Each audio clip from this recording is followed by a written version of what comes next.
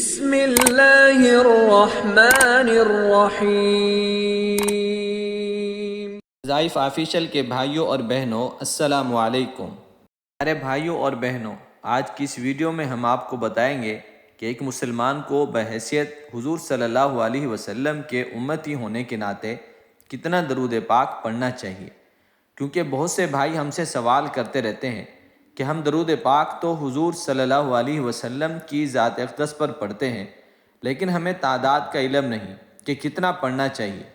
تو ہم آپ کو حدیث پاک سے ثابت درود پاک کی تعداد بتائیں گے، اور ویڈیو کے آخر میں ایک سچا واقعہ بھی سنائیں گے، چھوٹی بچی کا جو کثرت سے آقا صلی اللہ علیہ وسلم پر درود پاک پڑھا کرتی تھی۔ احادیث میں درود و سلام کے بہت سے فضائل بیان ہوئے ہیں۔ اس سلسلے میں سب سے اہم روایت اور واقعہ نامور عاشق رسول حضرت سیدنا ابی بن کعب رضی اللہ تعالیٰ عنہ کا ہے۔ یعنی حضرت ابی بن کعب رضی اللہ تعالیٰ عنہ بیان کرتے ہیں کہ میں نے عرض کیا، یا رسول اللہ صلی اللہ علیہ وسلم، میں کثرت سے آپ پر درود بھیجتا ہوں، بس میں آپ پر کتنا درود بھیجا کروں؟ حضور نبی اکرم صلی اللہ علیہ وسلم نے فرمایا، جس قدر تم چاہو۔ انہوں نے عرض کیا، کیا میں اپنی دعا کا چوتھائی حصہ آپ پر درود بھیجنے کے لیے خاص کر دوں؟ حضور نبی اکرم صلی اللہ علیہ وسلم نے فرمایا، جتنا تو چاہے، لیکن اگر اس میں اضافہ کرو تو یہ تیرے لیے بہتر ہے۔ میں نے عرض کیا، یا رسول اللہ صلی اللہ علیہ وسلم، آدھا حصہ خاص کر دوں؟ آپ صلی اللہ علیہ وسلم نے فرمایا، جتنا تو چاہے، لیکن اگر تو اس میں اضافہ کرے تو یہ تیرے لیے بہتر ہے۔ میں نے عرض کیا، یا رسول اللہ صلی اللہ علیہ وسلم، 2/3 کافی ہے؟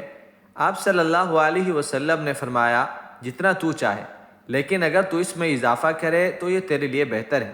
میں نے عرض کیا، یا رسول اللہ صلی اللہ علیہ وسلم، میں ساری دعا آپ پر درود بھیجنے کے لیے خاص کرتا ہوں۔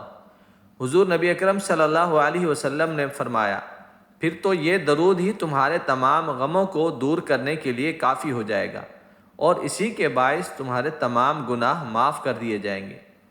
حضرت اوس رضی اللہ تعالیٰ عنہ بیان کرتے ہیں کہ سرکار دو عالم صلی اللہ علیہ وسلم نے فرمایا، یعنی بے شک تمہارے ایام میں سے جمعے کا دن سب سے بہتر ہے۔ اس دن حضرت آدم علیہ السلام پیدا ہوئے، اور اسی دن انہوں نے وفات پائی، اور اسی دن سور پھونکا جائے گا، اور اسی دن سخت آواز ظاہر ہوگی۔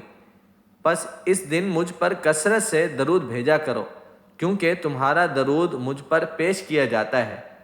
صحابہ کرام رضی اللہ عنہم اجمعین نے عرض کیا، یا رسول اللہ صلی اللہ علیہ وسلم، ہمارا درود آپ کے وصال کے بعد آپ کو کیسے پیش کیا جائے گا، جبکہ آپ کا جسد مبارک بوسیدہ ہو چکا ہوگا؟ تو آپ صلی اللہ علیہ وسلم نے فرمایا، بے شک اللہ عز و جل نے زمین پر انبیاء کرام کے جسموں کو کھانا یا کسی بھی قسم کا نقصان پہنچانا حرام کر دیا ہے۔ پیارے دوستو، اب ہم آپ کو وہ واقعہ سناتے ہیں جو ایک چھوٹی بچی کثرت سے حضور صلی اللہ علیہ وسلم پر ایک خاص درود پاک پڑھا کرتی تھی۔ حضرت شیخ محمد بن سلیمان رحمۃ اللہ علیہ ایک مرتبہ سفر میں تھے۔ ظہر کی نماز کا وقت ختم ہو رہا تھا اور پانی نہیں تھا۔ تلاش اور جستجو کے بعد ایک کنواں تو نظر آیا، مگر وہاں رسی اور ڈول نہ تھا۔ حضرت نے پریشانی کی حالت میں ادھر ادھر چکر لگائے تو ایک بچی نے پریشانی کی وجہ دریافت کی۔ حضرت کے بتلانے پر اس نے کنویں میں اپنا لعاب ڈال دیا۔